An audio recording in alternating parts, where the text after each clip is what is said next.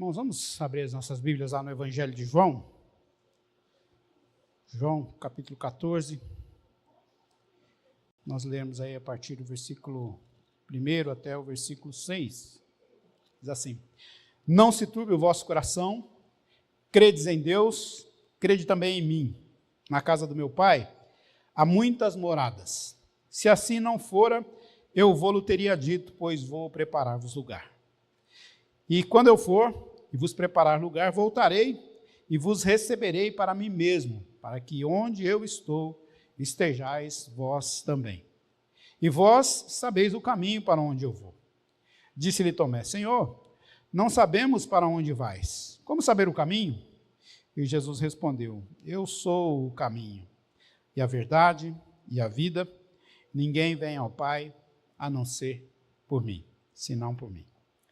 Com essas palavras, Jesus estava confortando ali os seus discípulos no momento em que ele estava se preparando para o momento da crucificação.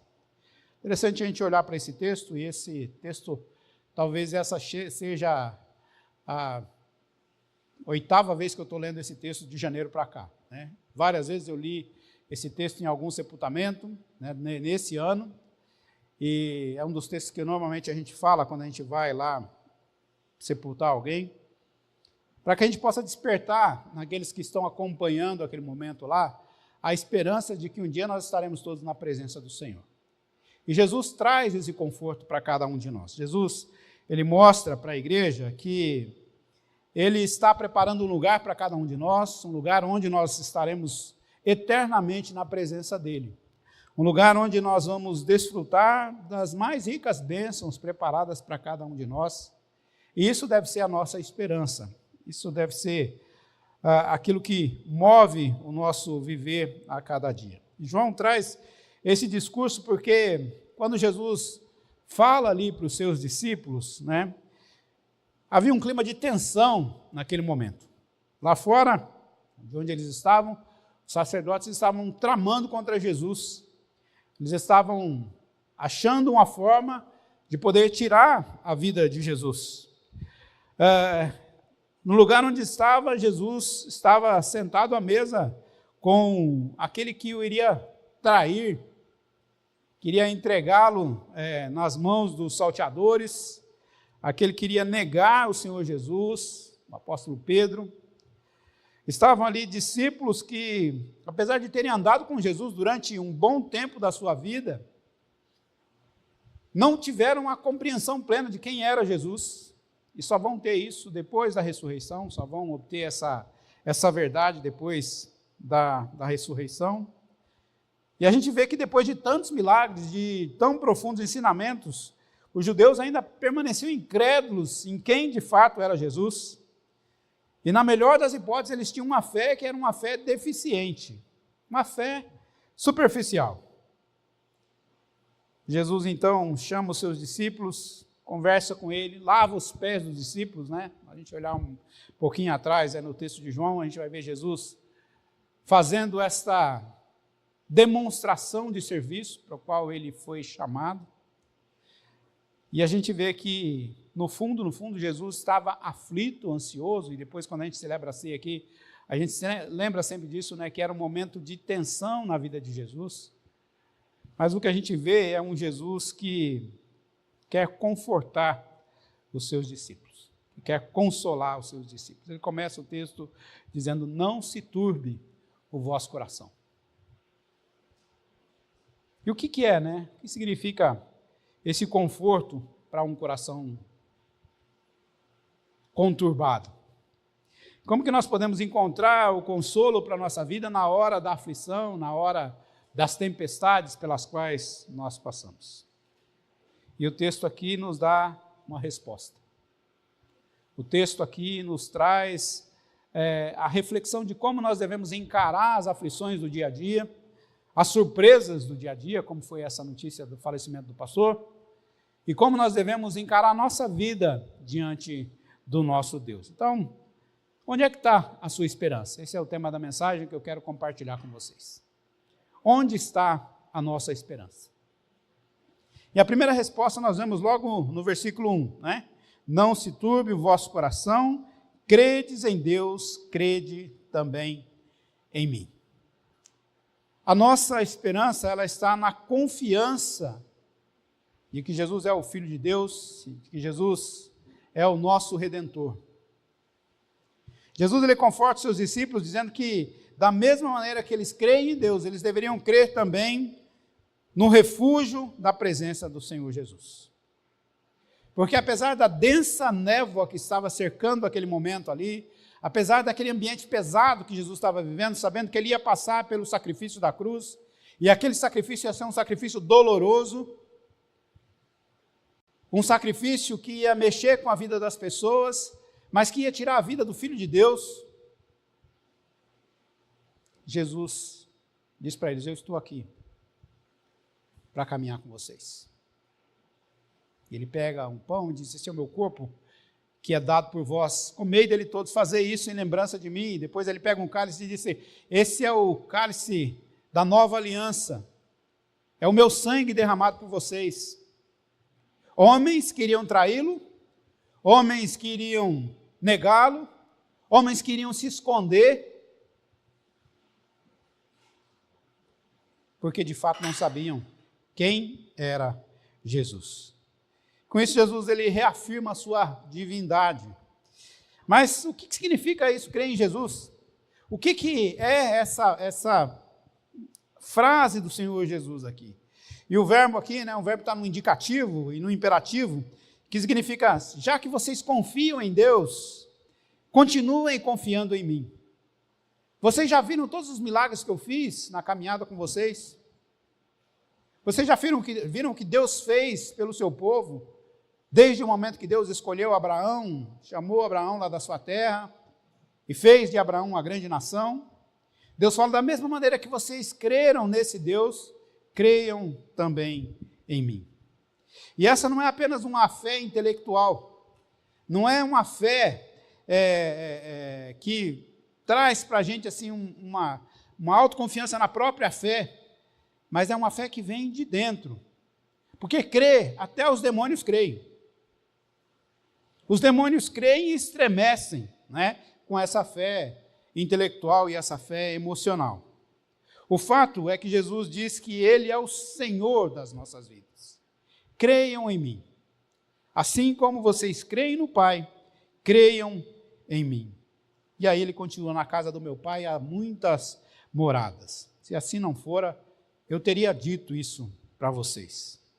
Muitos têm uma fé, que a gente fala fé kierkegaardiana, porque Kierkegaard era um homem que dizia assim que a nossa fé deve ser como um salto no escuro. Você não tem que se preocupar com o que tem lá na frente. Mas a nossa fé em Cristo, ela não é assim. A nossa fé vai além disso, a nossa fé vai no confiar em Deus, no seu Filho, crer, confessar e descansar no Senhor, descansar naquele que é dono de todas as coisas. Nós temos muito a expressão, nós falamos muito a expressão, confie em Deus, descansa em Deus, mas são raras as vezes que a gente de fato descansa no Senhor diante das nossas dificuldades.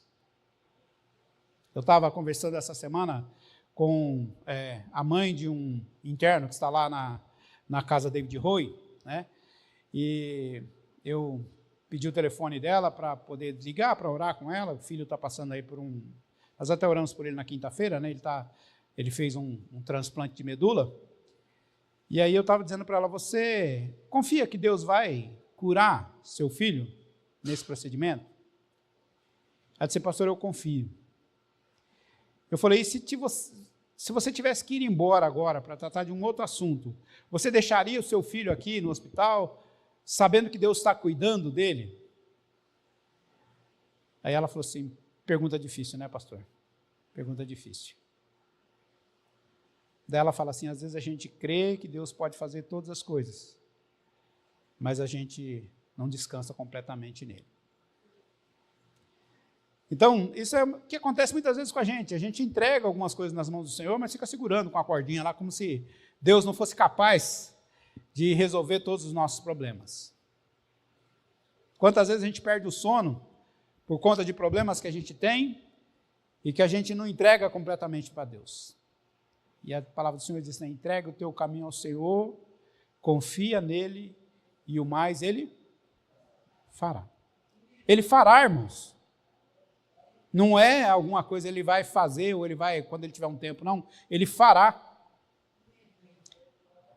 E é isso que é a fé que nós devemos ter. É essa maneira que nós devemos crer no nosso Senhor Jesus Cristo. E a fé em Cristo, ela é o remédio para a nossa doença. Ela é o remédio para um coração conturbado. Ela é o remédio para aqueles que vivem em crise. Ela é o remédio para nosso momento de tempestade, quando a tempestade vem e começa a chacoalhar a casa e você não sabe para onde ir, porque não tem para onde correr. É essa fé que a gente tem que exercer todos os dias.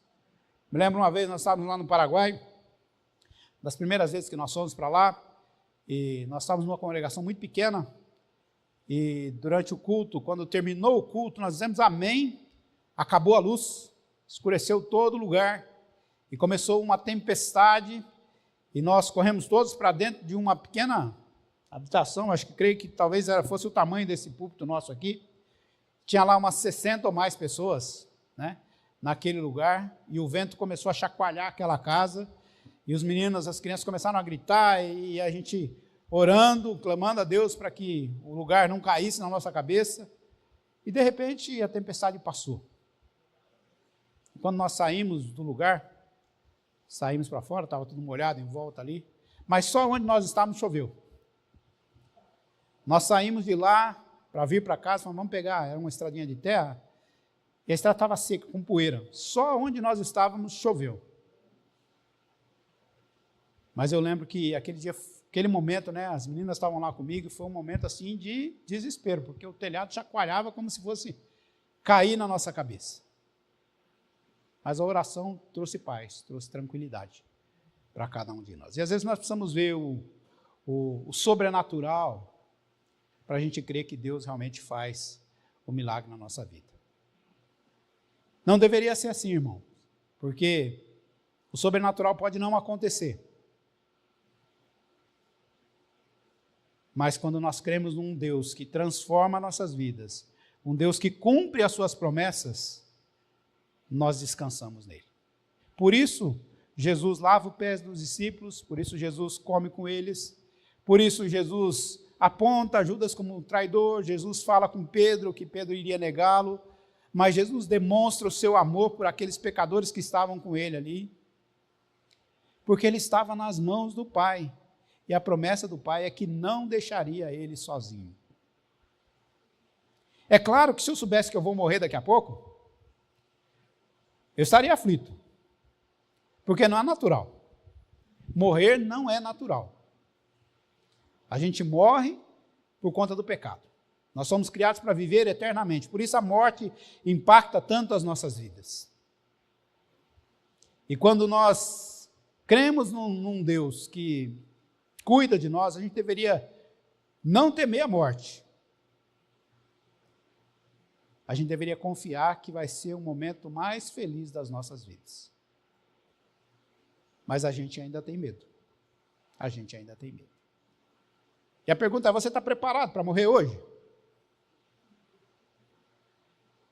Está preparado para ter um encontro com Deus? Um encontro repentino com Deus? Porque a morte ela não manda aviso, não. Na hora que vem, ela vem. Então nós devemos estar o tempo todo preparados para isso. E a gente olha para a vida de Jesus, Jesus estava vivendo uma crise de solidão, uma crise de angústia, no entanto ele estava ali firme com seus discípulos, porque ele era o Filho de Deus. E a fé em Jesus é o único remédio que pode curar o nosso coração conturbado. A fé em Jesus, ela faz com que a gente olhe para Ele e que a gente não olhe para as tempestades, para os problemas. Que quando nós focamos muito no problema, a gente tira o foco de Jesus e a gente sofre com isso. A fé, ela ri das impossibilidades. Nós estávamos ouvindo aqui hoje de manhã alguns testemunhos, né, dos irmãos aqui, falando a respeito do que Deus fez na vida de alguém que estava enfermo. E as impossibilidades, elas acontecem. Mas Deus é o Deus dos impossíveis. Então Deus pode fazer muito mais daquilo que nós entendemos e cremos. E a fé, ela triunfa sobre as nossas crises. Então nós temos que compreender isso todos os dias. Então confiem em Jesus e façam o que ele disse, né? Creiam em mim. Não se turbe o vosso coração. Crede em Deus, creiam também em mim. A segunda coisa que nós vemos aqui é que a nossa esperança, ela está no céu, que é o nosso lar.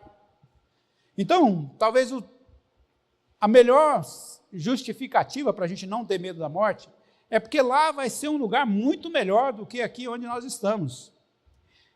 E a Bíblia diz que nós somos peregrinos aqui. Neste mundo nós somos peregrinos, o céu é o nosso lar, porque Jesus vai voltar para nos buscar. E o texto aqui diz, olha, na casa de meu pai há muitas moradas. Se assim não fosse, né, se isso não fosse verdade, eu teria dito isso para vocês, pois vou preparar-vos um lugar. Jesus foi para a morada celestial para dizer assim, Alfredo, Sônia, Bruno, Miriam, eu estou preparando a melhor casa para vocês. E eu vou me encontrar com vocês lá, eu vou levar vocês comigo. Para que vocês vivam eternamente do melhor que Deus tem para cada um de vocês. E essa é a chamada que nós devemos ter todos os dias, e nós devemos nos lembrar todos os dias, porque às vezes nós focamos muito nas coisas que tem aqui na terra, e de fato, aqui na terra tem muitas coisas boas, né? Eu fui para a praia esse dia, como é bom a gente poder estar lá na beira do mar, contemplar aquela imensidão de água, né? Ver as coisas belas que Deus criou. Como é bom tirar férias, né? A gente descansar. Como é bom a gente ir para um lugar gostoso, onde você pode estar com a sua família. Como é bom você comer num bom restaurante. Como é bom você fazer um bom passeio. Sim, nós temos muitos lugares que são a expressão da graça, da glória de Deus. Mas aqui não é o nosso lugar. Tem um lugar que eu gostaria muito de conhecer, que é Fernando de Noronha. Diz que Noronha é um dos lugares mais bonitos, né, do nosso território, né? Apesar de estar lá no meio do mar, lá. Diz que as paisagens são deslumbrantes, né? Você vê a criação, vê as praias, vê baleia, vê, né, golfinhos, vê os peixes ali à beira da ilha. No entanto, esse não é o nosso lugar, não é o nosso lar. E a partida de Jesus era para o bem dos seus discípulos. Por isso Jesus fala, eu vou preparar-vos um lugar. A verdade é que ele estava indo embora, no entanto, ele estava indo com a promessa de que ele voltaria, e isso traz conforto para cada um de nós. D.A. Carson, né, um teólogo e comentarista, ele diz assim, olha, quando Jesus fala em ir preparar lugar, não se trata de ele entrar em cena e depois começar a preparar um terreno. Ao contrário, no contexto da teologia joanina, né, do apóstolo João, é o princípio do ato de ir via cruz, via ressurreição, que prepara o lugar para os discípulos. Então, essa preparação passou por um momento de filtro na vida de Jesus, de sofrimento, para que Jesus pudesse preparar um lugar maravilhoso para cada um de nós. E eu imagino a angústia de Jesus, quando estava lá no monte, e os soldados se aproximando, né, e ele vai orar, e ele pede para os seus discípulos, olha, fiquem aqui, orem por um instante, eu vou me adiantar um pouco mais e vou orar ali sozinho, e ele volta e encontra os seus discípulos dormindo. E ele acorda os seus discípulos e fala, vocês não conseguem ficar um minuto em oração? Mas ele volta e começa a orar e fala, Pai, se possível, passa de mim essa fase, né? Pula esse cálice, pula esse momento da crucificação, porque vai ser doloroso. Mas ele encerra a sua oração dizendo assim, mas faça-se, acima de tudo, a tua vontade. Então a aflição de Jesus, por saber o que ia se passar, era uma aflição grande, um sofrimento tremendo que ele estava passando ali. No entanto, ele não abriu mão, ele não pulou aquela etapa para que nós pudéssemos ter garantido a nossa entrada no reino dos céus. E o passar pela cruz e a ressurreição foram os atos preparatórios para isso, né? Para que nós estivéssemos com Ele na eternidade. E diante, irmãos, de tantas provas, de tantas tribulações, de tanto sofrimento, nós precisamos levantar a cabeça e olhar para Jesus. Olhar para a recompensa final, porque as nossas lutas nós teremos todos os dias. As aflições nós teremos todos os dias. A Bíblia não prometeu uma vida aqui tranquila, uma vida sem problemas. E o próprio Senhor Jesus disse, olha, na vida vocês vão passar por aflições, mas tenham bom ânimo. Se animem, se apeguem às minhas palavras, porque eu venci o mundo, vocês também vão vencer. Na jornada cristã nós vemos que há sofrimento, há dor, há cruz, mas o fim desse caminho é a glória, é os céus, é o reino dos céus, onde nós estaremos na eternidade. O apóstolo Paulo fala lá em 2 Coríntios, capítulo 4, ele diz assim, a nossa leve e momentânea tribulação produz para nós um eterno peso de glória. E Paulo estava falando isso com propriedade, porque ele estava vivendo na carne a sua tribulação. Condenado, esperando a morte, sabendo que seria crucificado, apesar de ter a esperança de ainda ser liberto, mas ele sabia que era um ou outro, ou ele seria liberto ou ele seria morto. E ele fala que aquela breve e momentânea tribulação era o momento dele estar glorificando o reino dos céus, porque nos céus ele viveria eternamente na presença de Deus. Então, a gente vê que o apóstolo Paulo tinha uma confiança de que um dia ele estaria com Deus, que a esperança dele era de estar com Cristo. Lá em Romanos capítulo 8, no verso 18, ele diz assim, olha, o sofrimento do tempo presente não pode ser comparado às glórias do porvir, a serem reveladas em nós. Então, nós podemos estar sofrendo hoje, nós podemos estar passando por tribulações hoje, mas isso não representa aquilo que vai ser o momento final, a glória final, quando nós estaremos no reino dos céus.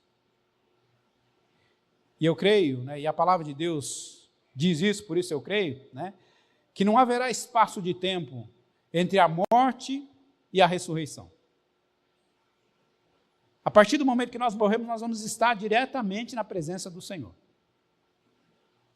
Então não tem lapso de tempo, né? Não tem tempo que nós vamos ficar aqui aguardando ainda a volta do Senhor Jesus, rodeando a terra, aí não. Morreu, acabou aqui, começa lá. E nós temos que ter essa certeza disso. Então olhar para frente, olhar para a nossa recompensa, para a nossa herança imarcessível, para uma pátria eterna, para um lar celestial, nos capacita a triunfar sobre as turbulências que nós vivemos aí na nossa vida. E como que Jesus descreve isso? O texto aqui continua, versículo 2, né, dizendo, olha, o céu é a casa do Pai, e a casa do Pai é a sua casa. Ele diz, olha, na casa do meu Pai há muitas moradas, e eu vou preparar um lugar para vocês. Então a nossa casa é lá, com Ele. O céu é onde onde se encontra o trono de Deus, e lá estão os anjos, lá está a contestável assembleia dos santos de Jesus, nós vamos estar todos juntos lá. O céu é a nossa pátria. Jesus ele fala ainda, né, que o céu é o lugar onde há muitas moradas. No céu há lugar para todos vocês, para todos aqueles que creem, para todos aqueles que se tornaram filhos de Deus. O céu é o lugar preparado para um povo que foi preparado e foi separado por Deus. Nós teremos uma morada junto com Ele. E esse lugar nos é dado como um presente, olha que maravilha, né? É uma dádiva de Deus, é graça, é pura graça. Jesus ele preparou esse lugar na cruz, através da cruz, na sua morte, na sua ressurreição, na sua ascensão e na sua intercessão para que nós pudéssemos estar com Ele na casa do Pai. O céu é um lugar onde nós teremos a comunhão eterna com Cristo. Versículo 3, diz assim, quando eu for e vos preparar lugar, voltarei e vos receberei para mim mesmo, para que onde eu estou, estejais vós também. Então, Ele está preparando o lugar para que a gente esteja com Ele. Nós vamos contemplar o seu rosto, vamos servi-lo, vamos exaltá-lo. pela eternidade. Amém? Ele fala mais ainda, né, que o céu é um lugar onde nós teremos plena comunhão uns com os outros. Não haverá dor, não haverá sofrimento, não haverá intriga, não haverá brigas, não haverá falta de ar, não haverá dor de cabeça. Você não vai quebrar nada, Sônia. O céu é o lugar onde há cura, onde tudo se transforma. O lugar onde nós vamos estar aí na presença do nosso Deus. E duas perguntas devem ser feitas aqui para nós também. A primeira delas é: como isso se dará? Como Jesus voltará?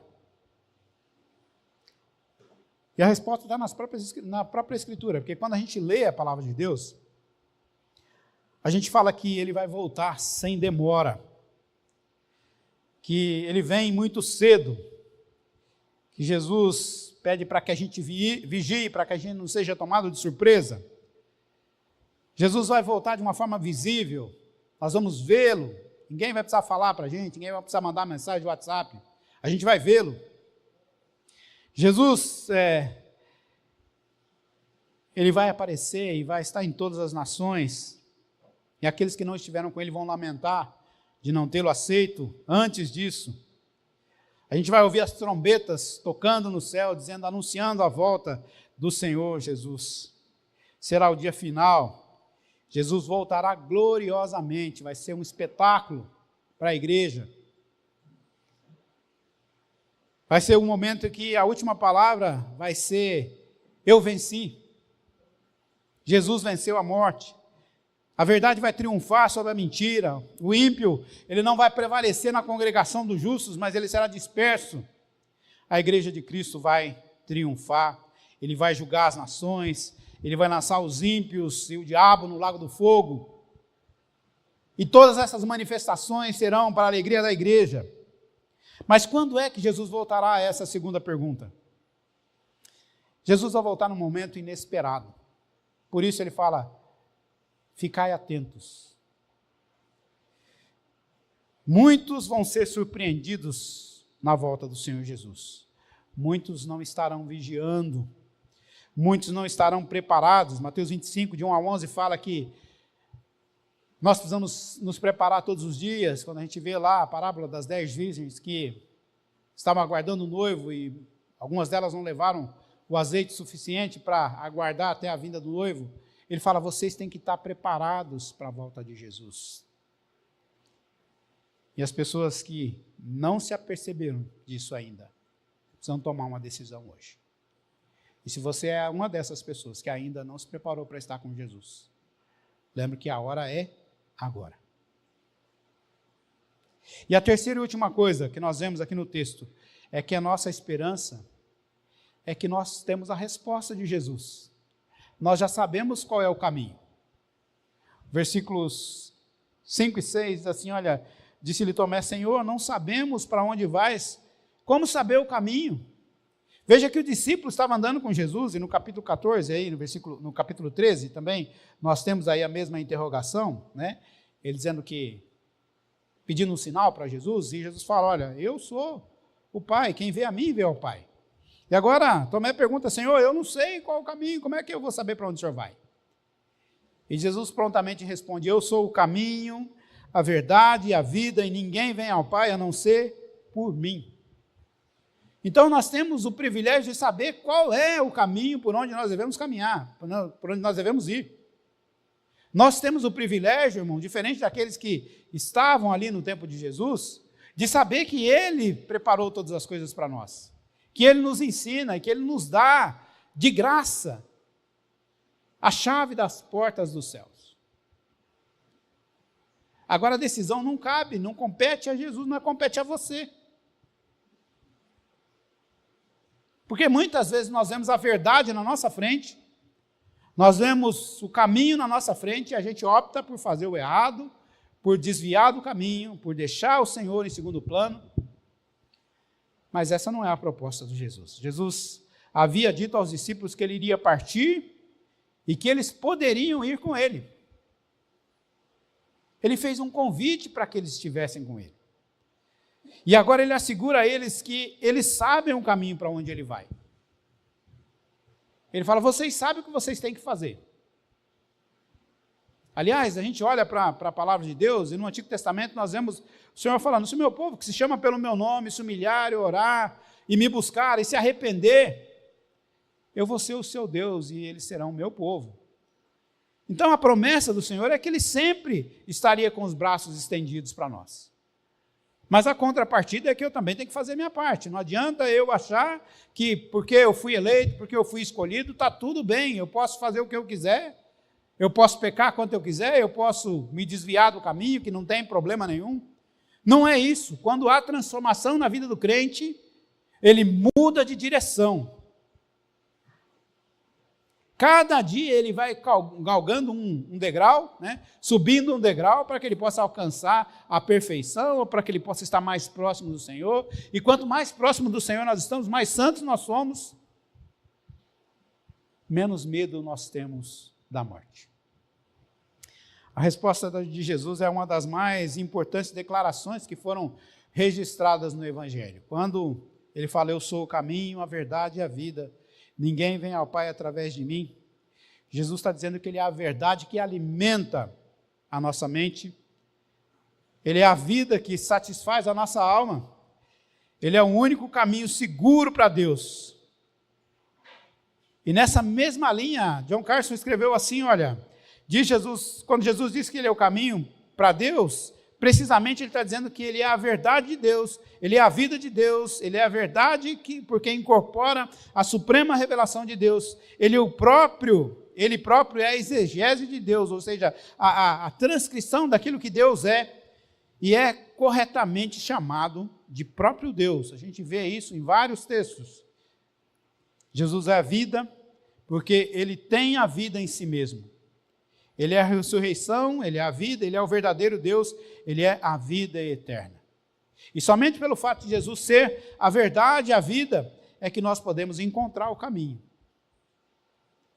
Se a gente olhar para a pessoa de Jesus, se a gente fixar os nossos olhos na ressurreição do Senhor Jesus, e crer que Ele é o nosso Senhor e o nosso Salvador, a gente já está abrindo as portas do caminho.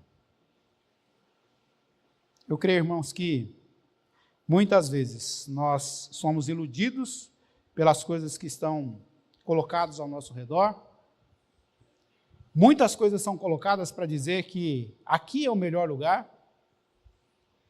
que você não tem que se preocupar com a vida pós-morte, porque ninguém voltou de lá para dizer como era. Que você não precisa se preocupar com Deus, porque Deus já se preocupa com você, e você é importante para Deus, você é o centro da atenção de Deus. Quantas vezes eu ouvi falar isso? Mas o fato é que Deus é o centro da nossa vida. É nele que nós devemos fixar a nossa esperança. É nele que nós devemos fixar o nosso olhar, o nosso caminhar, as nossas ações. Jesus, Ele é a vida, nele estava a vida, e Ele veio para trazer vida, e veio para trazer vida em abundância para cada um de nós. Eu queria concluir, irmãos, lendo com vocês esse último versículo do capítulo 14, versículo 6 do capítulo 14. Vamos ler juntos? Pode projetar para nós? Vamos lá? Jesus disse, eu sou o caminho, a verdade e a vida. Ninguém vem ao Pai, senão por mim. Então, nós não temos outro lugar, não existe outro meio de você alcançar o reino dos céus, a não ser através do Senhor Jesus, que é a vida para cada um de nós. Então, Jesus disse, siga-me, venham atrás de mim. Eu vou abrir todas as portas para que vocês entrem no reino dos céus.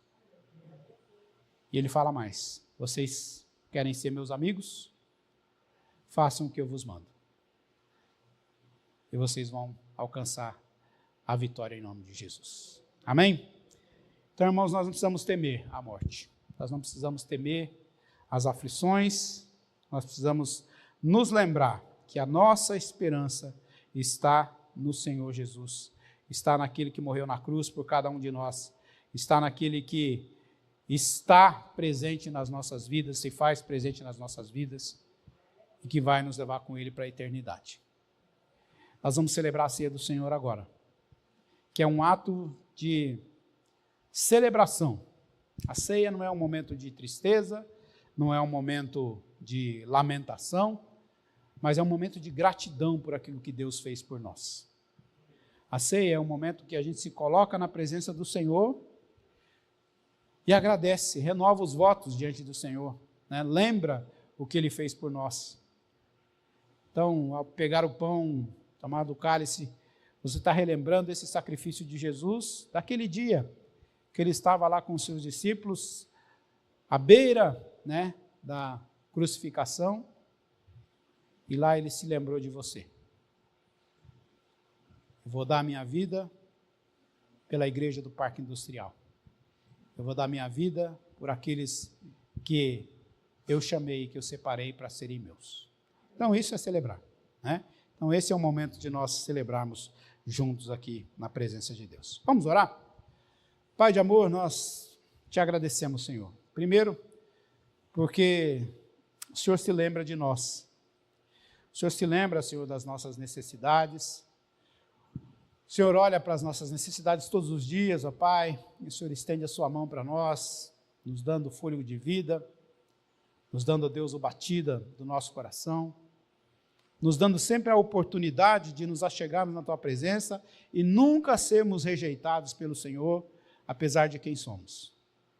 Por isso, ó Pai, nós pedimos a sabedoria vinda do alto para as nossas vidas, para que a gente possa se apropriar desse amor, dessa misericórdia que o Senhor tem por nós, e que nós, ó Deus, dentro da Tua infinita graça, nós possamos sempre procurar ser melhores do que fomos ontem. Que todos os dias, ó Deus, nós estejamos preparados para ter um verdadeiro encontro contigo, sem o impacto, ó Deus, da separação, sem o impacto, ó Deus, daquilo que o nosso coração, muitas vezes racional, quer ter, mas que nós tenhamos sempre a certeza de que a morte não é o final, mas é o começo de uma vida contigo.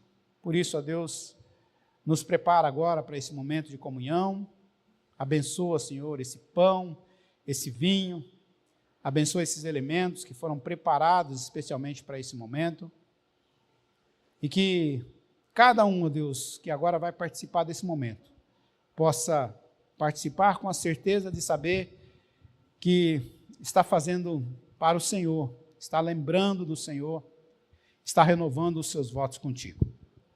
Deus nos abençoe agora com a Tua presença através desses elementos, para que ao participarmos deles sejamos abençoados e possamos ter a alegria de sermos chamados povo de Deus. É o que nós te pedimos em nome de Jesus. Amém.